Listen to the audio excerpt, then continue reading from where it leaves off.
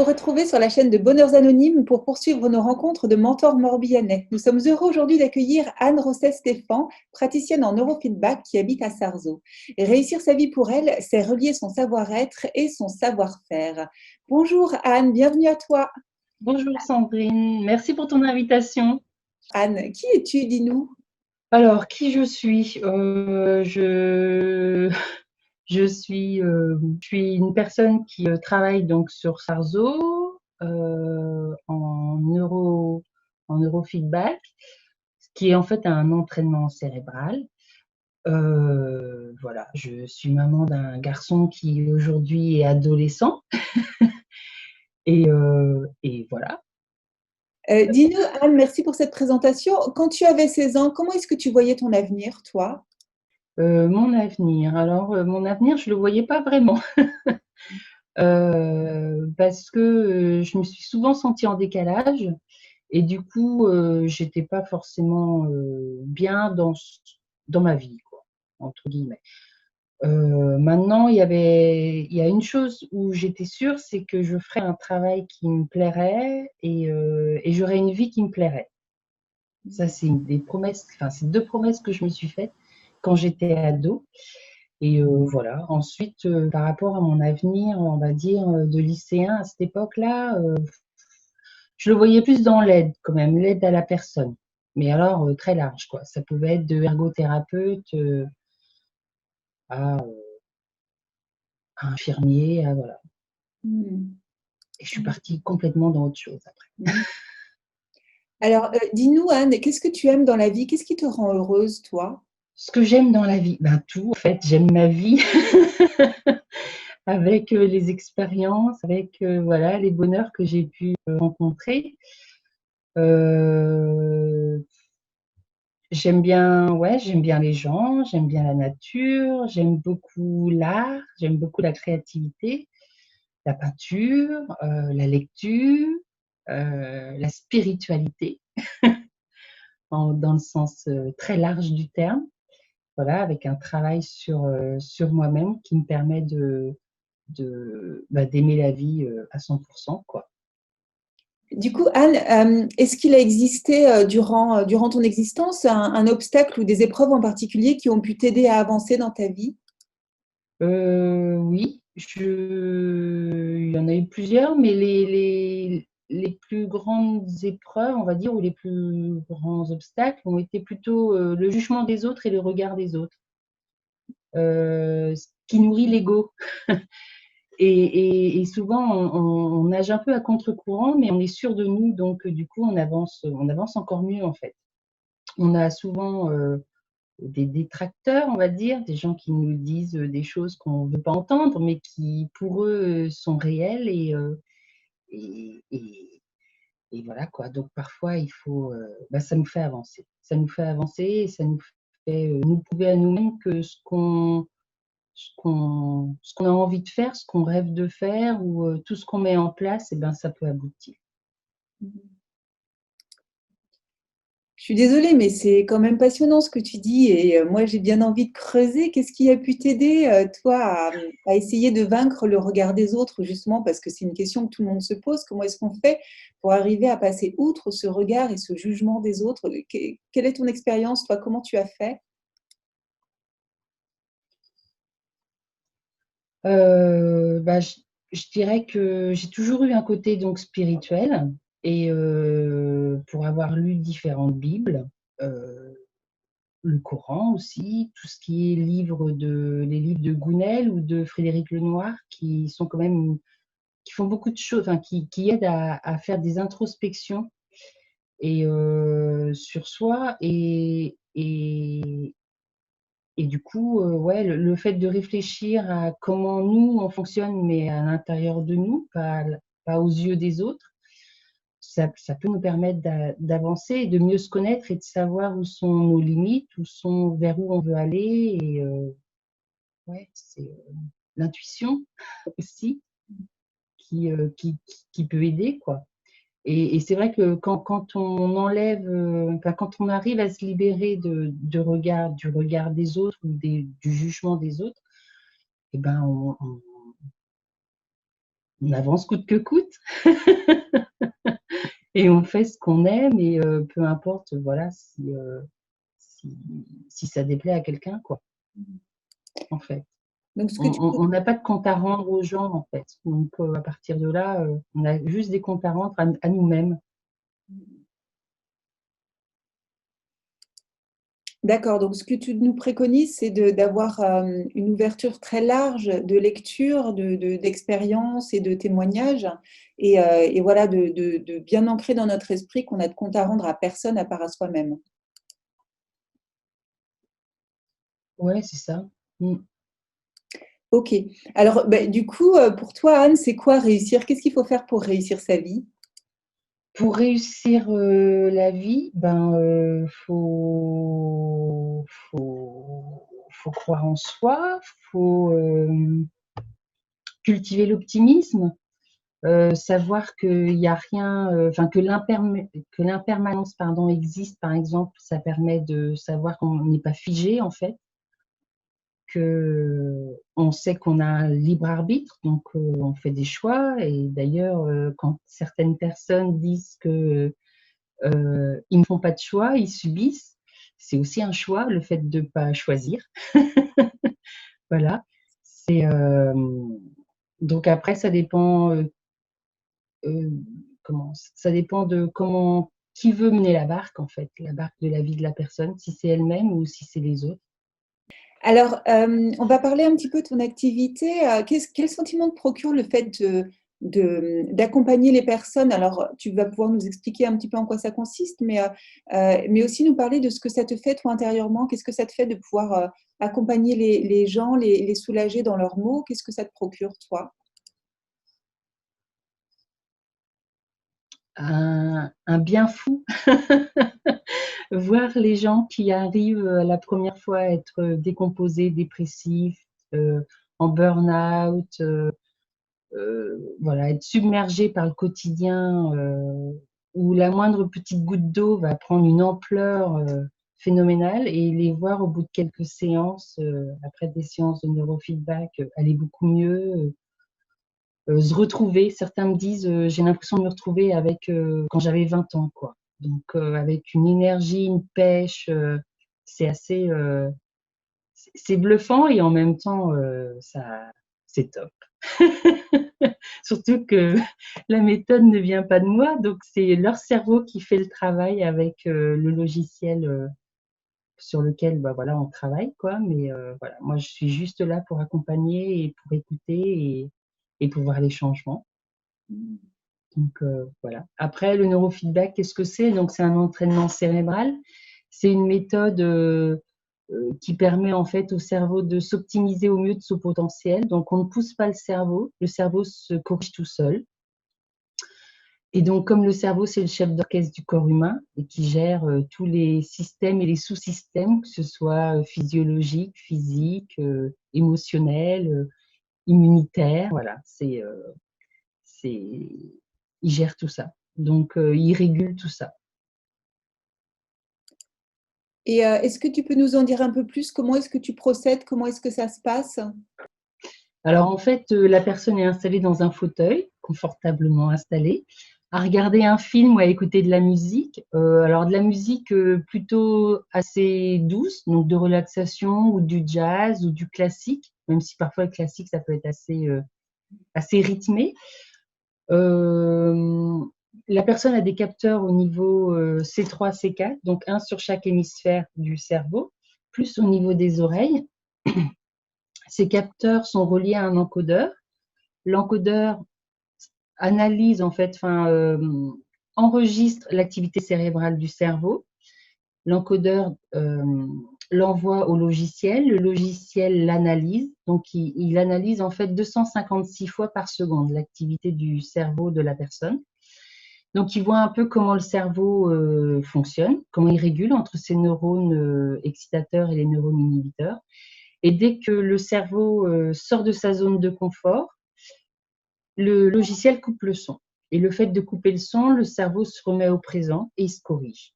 En fait, on peut prendre ça comme exemple, comme image, on va dire.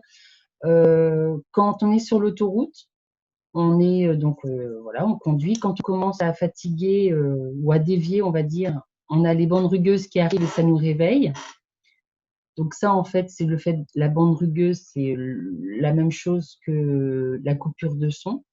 Et donc là, vous décidez, si vous avez crevé, en fait, un pneu crevé, vous dépassez les bandes rugueuses et vous allez sur le bas-côté pour vous arrêter. Par contre, si c'est parce que vous vous endormiez, et ben hop, vous ressaisissez le volant pour repartir dans la voie de l'autoroute, quoi. Donc voilà, c'est exactement le même travail que fait le logiciel. Il indique juste au cerveau qu'il ne fonctionne pas de façon optimum, et donc le cerveau après choisit ou de s'auto-réguler ou pas, parce que si pour lui il était par exemple sorti de sa zone de confort parce qu'il a entendu un bruit et que ça a fait peur, enfin voilà, ben, il ne va pas se corriger, parce que pour lui c'était quelque chose de, de logique qui sort de sa zone de confort. Mmh. Je ne sais pas si j'ai été claire. Si, c'est très intéressant. Alors, dis-nous, Anne, est-ce que tu as le sentiment de réussir ta vie en aidant les gens comme ça, en procurant ce bien-être? Ouais. Oui, oui, complètement. Ouais. Super. Alors, Ouais. est-ce qu'il y a une qualité que tu as dû ou pu développer pour cultiver ton bonheur tout au long de ces dernières années pour arriver à l'endroit où tu es maintenant? Ma curiosité. Curiosité d'aller, voilà, de toujours chercher, parce que j'ai eu une autre vie avant d'être praticienne en neurofeedback, j'étais dans l'immobilier d'entreprise, donc voilà, quelque chose de complètement différent. Et parfois, on a un chemin à faire avec parfois des routes un peu détournées avant d'arriver à bon port, quoi. Mais tout ça, c'est des expériences qui nous font grandir et puis qui nous font réaliser, on va dire, ce qui est important pour nous dans notre vie, ce qu'on veut mettre en avant dans notre vie. Mmh. La curiosité, c'est pour la qualité. Maintenant, est-ce que tu aurais un outil à nous partager qui a pu t'aider dans la vie? Et ben, l'outil, ouais, je dirais le neurofeedback, parce que je me fais quand même des séances assez régulièrement, voilà, quand il y a du stress, quand il y a les aléas de la vie qui arrivent, puisque ça nous empêche pas d'avoir parfois des coups durs de la vie. Donc voilà, et ça permet de remettre les choses en ordre et prendre du recul et voir des solutions qu'on n'aurait pas trouvées tout de suite, quoi. En tout cas, on aurait mis plus de temps à les trouver.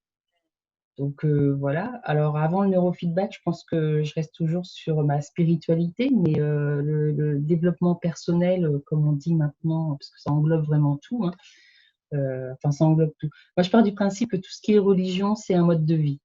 C'est pas voilà. C'est donc voilà, développement personnel avec religion, pour moi, ça va ensemble. Donc, voilà, je mets spiritualité. Je mets ces trois mots dans le même bocal. Mais ouais, ça permet bah, de mieux se connaître, de se poser des bonnes questions, de faire parfois aussi des bilans de vie, parce que parfois on regarde souvent ce qui nous est arrivé de pas très joyeux dans la vie, et puis faire des bilans de vie avec ce qu'il y a eu de positif, ça nous permet d'avoir une certaine fierté en fait de tout le trajet qu'on a fait, tout le parcours qu'on a fait, et du coup, ça donne du baume au cœur et de l'énergie pour continuer d'avancer, quoi. Mmh. Et réussir à voir le verre toujours à moitié plein. Optimiste, optimiste. Hem, C'est ça. Tu nous parlais de ta curiosité tout à l'heure. Est-ce que tu peux, remettre une petite couche sur tout ce qui t'inspire dans la vie, des lieux, des personnes, des citations? Qu'est-ce qui t'inspire, toi? Ce qui m'inspire, bah, il y a plusieurs choses. Il y a pas mal d'écrits de Frédéric Lenoir ou de Daniel Meroy aussi, là, c'est plus du côté personnel, privé. Après, il y a mon mari, mon fils. C'est toujours, voilà, parfois, il ne faut pas aller chercher très loin pour trouver de l'inspiration, hein. Juste regarder autour de soi et puis voilà. Des citations, ouais, moi, il y en a une que j'aime bien. Alors, il y a une citation que j'aime bien et une histoire que j'aime bien. La citation, c'est une histoire amérindienne, en fait, où un Cherokee qui explique à son petit-fils qu'on a tous un loup noir et un loup blanc à l'intérieur de nous et qu'on choisit celui qu'on veut nourrir. Voilà.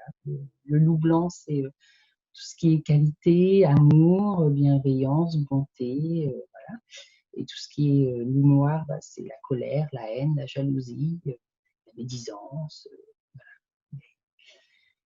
J'aime bien, ouais, j'aime bien ça. J'aime bien l'histoire que j'aime bien, c'est aussi c'est lors d'une conférence, un Dalai Lama donc faisait une conférence et une personne lui prend la parole à un moment donné et commence à lui faire des remontrances.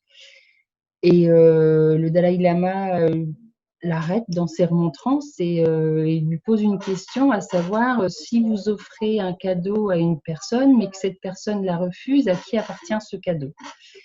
Et, et la personne lui répond, ben, à moi. Et du coup, le Dalai Lama lui dit, bah, donc je refuse le cadeau que vous venez de me faire. Voilà, le fait de dire non, ça je prends pas, voilà, c'est, on n'est pas obligé d'accepter ouais, le jugement des autres ou le regard des autres. On peut aussi dire non, tout simplement, et puis passer son chemin. Mmh. C'est une belle leçon. Merci beaucoup, Anne. Non, mais c'est vrai, c'est très intéressant. Merci. Dis-nous, quel conseil donnerais-tu, parce que toi, tu as effectué un virage donc, professionnel ces dernières années qui te comble. Quel conseil donnerais-tu à quelqu'un qui souhaite faire pareil? Qu'est-ce que tu pourrais voilà, quel conseil tu pourrais lui apporter? De croire en lui. Croire en lui, il n'y a pas de, il y a pas de. Alors si c'est un jeune, par exemple, souvent les jeunes sont un peu défaitistes, on va dire, ou ils sont un peu, ils n'ont pas été forcément, n'ont pas été, ils n'ont pas forcément eu des personnes qui les ont aidés ou voilà pour prendre confiance en eux ou choses comme ça. Donc après, je pense qu'il faut qu'ils soient persévérants, en fait. La persévérance, je pense, ouais. L'optimisme et la persévérance. Très bien. Anne, est-ce qu'il y a une habitude quotidienne qui te personnalise, toi? Alors, je dirais que j'en ai deux. La première, c'est l'ancrage que je fais tous les jours, que beaucoup connaissent pour ceux qui font tout ce qui est méditation ou ceux qui sont axés sur voilà, les méditations guidées ou choses comme ça. Donc, l'ancrage qui permet de, de se régénérer, parce que parfois, on peut aussi avoir des petites fatigues passagères. Et puis la deuxième, c'est mes formulations positives à l'univers. Voilà, donc parfois les formulations peuvent mettre du temps à arriver, mais ça arrive toujours au bon moment. Mmh. Dis-nous, Anne, quelle est la plus belle chose que tu aies pu faire ou découvrir ou partager dans ta vie? Plus belle chose que j'ai pu faire, avoir porté la vie. Voilà, même si normalement pour toutes les femmes c'est faisable, certaines malheureusement n'y arrivent pas ou ne peuvent pas. Voilà, il y aurait ça. La deuxième chose, c'est d'avoir trouvé mon âme sœur, mon mari. Et voilà, de voir ouais, à quel point tout se passe super bien et puis voilà, qu'on est tous les deux comblés et heureux dans la vie qu'on a. Alors, tu as déjà répondu un petit peu à cette question, mais peut-être peut-être est-ce que tu aimerais la compléter? Quel conseil donnerais-tu à un jeune de 16 ans, toi qui es passé par ces 16 ans aussi, quel conseil lui apporterais-tu maintenant? Bah, que l'impermanence existe, donc du coup tout peut changer du jour au lendemain. Enfin, on est tous avec des cartes en main. Il y a des jeux qui sont meilleurs, d'autres moins. Maintenant, personne n'a les règles du jeu. Donc, du coup, voilà, il peut y avoir un retournement de situation qui fait que la vie peut s'embellir du jour au lendemain. Et voilà, ouais, on a chacun notre route, chacun nos expériences à faire. Alors, dis-nous, quand tu as le moral qui vacille, qu'est-ce que tu fais?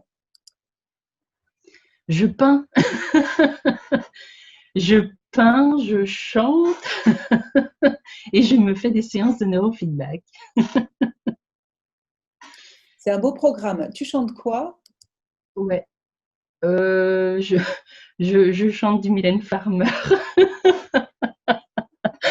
parce qu'elle a des textes quand même qui sont bien inspirés. Et voilà, c'est.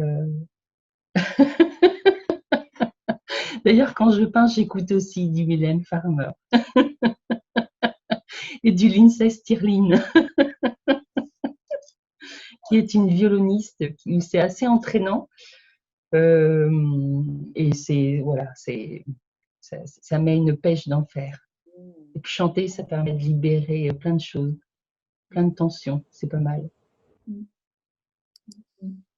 Alors, on arrive déjà à la dernière question, Anne. Et toi, c'est quoi ta raison d'être? Pourquoi tu te lèves tous les matins? Pourquoi je me lève tous les matins? C'est une bonne question parce que j'aime bien dormir. Euh, euh, ben, je me lève pour continuer ma route, pour continuer à grandir et puis pour continuer à donner ma petite contribution, on va dire, à, à cette humanité, si je peux parler comme ça. Si je fais un peu, voilà, ouais, ouais, continuer à sourire, avoir des sourires, à faire de belles rencontres, avoir des gens qui vont beaucoup mieux, à apprendre des autres, parce que même si tout est à l'intérieur de soi, ouais, c'est toujours bien de voir ce qu'il y a dehors, comment les autres fonctionnent, comment, voilà, leur façon de faire, leur façon de vivre, c'est intéressant. Merci beaucoup, Anne. Tu sais, alors là, c'est pareil, tout le monde ne le fait pas forcément, mais je propose de lire un passage d'un texte qui a pu t'émouvoir, mais c'est vrai que tu nous as parlé de deux histoires tout à l'heure, où je propose aussi de montrer une œuvre visuelle qui peut t'émouvoir. Là, c'est pareil, je ne sais pas si tu en as sélectionné une ou pas. Alors oui, j'ai pris Frédéric Lenoir, La consolation de l'ange. Très bien. C'est Blanche qui est à quelques jours de son décès, donc elle vit ses dernières heures. Et dans ce livre, il y a deux histoires. Il y a l'histoire de quand elle avait 17 ans et l'histoire actuelle où elle est à l'hôpital à attendre que la mort arrive. Et donc, elle a vécu quelque chose à 17 ans qui a transformé complètement sa vie. Et du coup, j'ai choisi deux passages. Alors, c'est pas très long, hein. Mais voilà. Donc, juillet en France 2010. Non, pardon. Pologne, janvier 1945. Pourquoi venir sur Terre? Tout semble tellement plus simple et apaisé ici. L'expérience dans la matière lourde de la Terre permet à l'âme d'expérimenter des polarités, des forces contraires qui la font grandir en amour et en conscience. Que veux-tu dire? En fait, elle parle à l'ange de la consolation. Détail important que j'ai oublié. Ta conscience de toi-même et du monde progresse par l'expérience des polarités, le jour et la nuit, la peur et la confiance, la faim et la satiété, la tristesse et la joie, le désagréable et l'agréable. Si tu ne faisais pas l'expérience du malheur, tu n'aurais aucune conscience de ce qu'est le bonheur. Et sans la nuit, tu ne saurais te réjouir de la naissance du jour. Sans l'expérience de la faim, tu ne saurais apprécier le plaisir de manger. Et si tu n'avais jamais connu le trouble de la peur, tu ne saurais comprendre et apprécier la paix et la confiance. Sur Terre, l'âme fait l'expérience de la dualité et des polarités, ce qui lui permet encore une fois de progresser en compréhension et de grandir en amour. Nous sommes donc sur Terre pour apprendre, comme dans une école, En quelque sorte, oui, il y a trois choses fondamentales dans l'univers, la réalité, la conscience et l'amour. Si je devais résumer le sens de l'existence humaine en quelques mots, je dirais tout le chemin de la vie, c'est de passer de l'inconscience à la conscience et de la peur à l'amour. C'est pour cela que les âmes viennent sur Terre, même si c'est un chemin souvent douloureux et jonché d'obstacles, et c'est parce qu'elles l'oublient que l'existence leur paraît souvent absurde ou vide de sens. Et un deuxième passage, donc Pologne, janvier 1945. Tout me paraissait tellement absurde et révoltant ces dernières années, cette guerre, ces camps de la mort, cette souffrance extrême. Même cela, tu veux dire, ça a du sens? Pourquoi le mal existe-t-il? Ce que vous appelez le mal peut se concevoir comme la privation du bien. Sans l'expérience du mal, vous n'auriez aucune conscience de ce qu'est le bien. Sur Terre, tout est expérience. Certaines sont lumineuses, d'autres ténébreuses. Certaines dilatent le cœur, d'autres l'éprouvent. Certaines consolent, d'autres terrifient. Lorsque tu es plongé dans la douleur, tu ne regardes pas ta vie uniquement à l'aune de la souffrance. Considère-la comme un tout indivisible, avec ses hauts et ses bas, ses joies et ses tristesses, sa part d'ombre et de lumière, et rappelle-toi les moments heureux du passé. Alors tu pourras continuer d'aimer la vie malgré tout. Et lorsque tu passeras définitivement de l'autre côté du miroir, ce que vous appelez la mort, tu verras l'envers des choses et tu comprendras que toutes les expériences que tu as traversées pouvaient te faire grandir en humanité, en conscience et en amour. Mais c'était à toi d'en décider, car toute âme est libre, non pas toujours du choix des événements qui arrivent, mais toujours de la manière dont elle va y réagir. Si tu comprends que toute expérience peut te faire grandir, alors tu sauras donner du sens à tout ce qui t'arrive et tu progresseras de plus en plus en joie, en sérénité, en connaissance de toi-même et du monde. Et surtout en amour, qui est l'énergie la plus forte et la plus élevée de tout ce qui est. Merci Anne. Merci, c'était très parlant. Est-ce que tu as une œuvre visuelle à nous montrer, peut-être une de tes peintures? Oui, j'en ai plein en fait. Au cabinet, j'ai toutes mes toiles, enfin une partie. Certaines ont trouvé leur propriétaire, donc voilà. Alors, ouais, j'en ai une, enfin, j'en ai plein, mais j'ai celle-là qui est, alors je sais pas si on la voit. On voit pas très bien. Ah oui, là c'est mieux. Donc elle est faite que de matière en fait. Donc la matière elle est acrylique. Dessus il y a par-dessus il y a un glacis à l'huile. Ça reste de l'abstrait, donc c'est un travail de la matière. Pour moi, elle représente ma colonne vertébrale. Donc voilà, c'est quelque chose que bah, ouais, quand je la regarde, je souris. Je suis ravie qu'elle soit encore avec moi. Ouais, voilà. Non, c'est ma colonne vertébrale. C'est ce qui permet de rester debout, toujours sur ma route. Voilà. Très inspirant. C'est très, très inspirant. Merci beaucoup Anne. Merci pour ce partage. Et merci de nous avoir permis de Merci. découvrir ton univers et apporter tes conseils. Merci beaucoup. Merci encore, Anne. Aidez-nous à diffuser Au cette revoir. interview et à un plus grand nombre de personnes. Likez-la et abonnez-vous à la chaîne. Vous pouvez aussi nous soutenir sur Tipeee. Le lien se trouve en dessous dans la description. Et si vous souhaitez apporter votre témoignage, envoyez-nous vos coordonnées à contact@bonheur-du6anonyme, tout ça au pluriel.com. Vous êtes les bienvenus. On se retrouve mardi prochain à 18h pour une nouvelle interview. D'ici là, soyez heureux.